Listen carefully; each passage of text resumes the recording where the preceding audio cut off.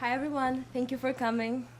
And I just wanted to say, as my mentor just said, just Jen Lloyd, I always was, I always were a perfectionist, and I always strive to be like as smart as I could and be like as perfect as the woman from Jane Austen's novel and as sweet as Oscar Wilde. And when I was picking my senior project, I really wanted to create this idea of the perfect society, the people who live like inequality and who have to be able to do whatever they want without being judged and without hating each other. But to my great disappointment, writing this, I realized that I'm too naive and like I have too much idealism in my mind, and it just didn't work. It wasn't me as a writer who decided to fail this society, but they just started to live their own lives and they failed. And I learned how to accept this, and I learned how to accept my own imperfection, I guess, with this project. That's why it's really important to me. Yeah, so first I'm gonna read the short prologue. It's the reflection of my protagonist. He's a 12-year-old boy who reads his grandmother's diary and gets to know some kind of mystery she hides from everyone. And the second piece is my poem. And basically it's a short summary of all the history of humanity. Yeah, so enjoy my reading. um, June 17th, 2121. It seems like it was just yesterday. On the spacious terrace, in the light of the spring sun, she was sitting with a thick book wide open on her knees. But if one looked closely, one could see that her eyes turned away somewhere over the horizon, as if she were staring at the impenetrable distance of another planet. She was so fragile and delicate. Collected at the back, the hair of cold steel rewarded her look with a peculiar majesty. But the eyes that used to be dark as cosmic abyss now radiate on an uncharted bitterness. We have been noticing this for a while. The older she got, the more she headed into the clouds. I thought it was her age coming into its own. Only now, when the clandestine verity opened in front of me, everything finally fell into its place. The secret of this mysterious woman, the secret she never shared with anyone, engulfed my whole being. One day, my grandmother visited the other side of the horizon. She came back, but the joy of her laughter and the brightness of her eyes were left behind forever. Here comes the dawn. The rays of the morning sun paint intricate patterns on the light wooden floor. At those places, the floor burns your foot with a warmth that gives calmness and serenity.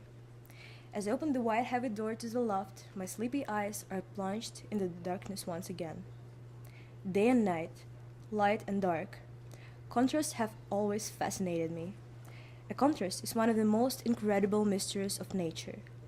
Stars in the night sky, bright berry bushes in the darkness of the forest, snow-white foam edging the blue ocean.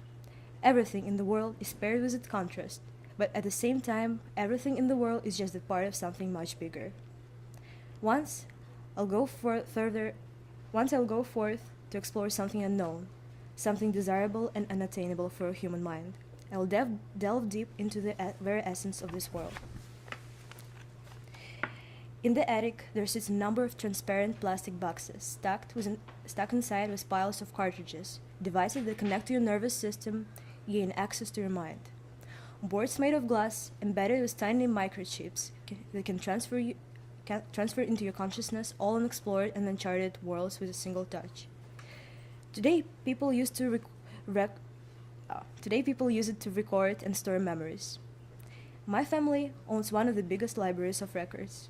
Some transfer you to the pyramids of Egypt, the Roman Colosseum, and the Russian palace of Peter the Great. With others, you can explore the oceans, deserts, and jungles.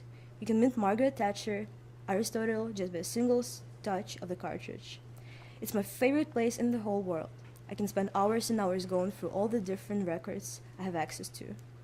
Just me and the whole universe waited to be explored. All of a sudden, some rustling steps disturbed the tranquility of the morning. Who would be awake during this time of the day?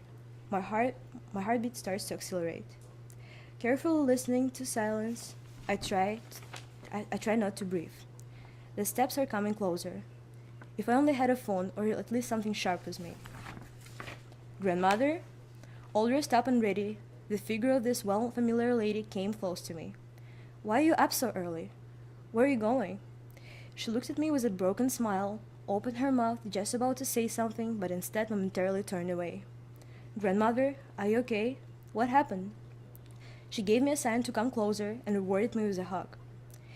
These old people are so unpredictable. You never know when and why a new wave of sentiments come to them. "You know, I love you, my dear. I just waited way too long."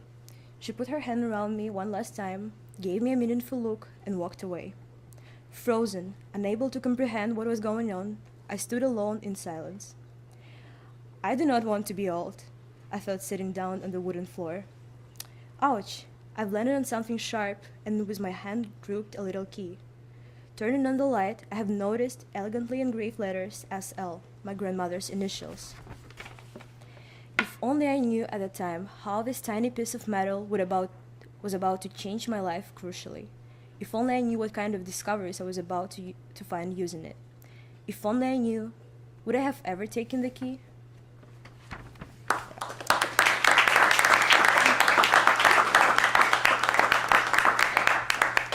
And the second one is the poem. It's like a brief, short, like summary of the history of humanity.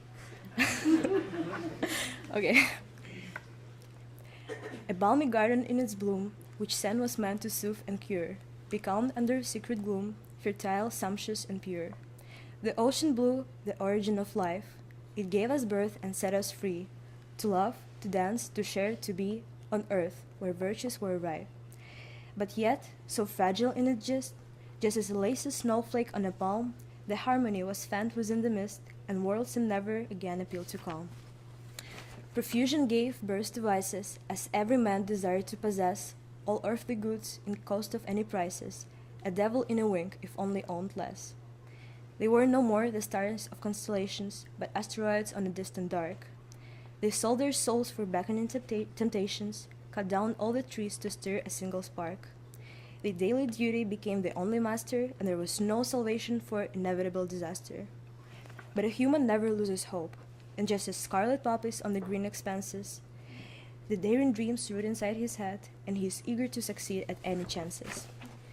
The distant world, island of mind, far on the cosmic distance from the earth, where people wouldn't live their lives of blind, where beauty and perfection would be given birth.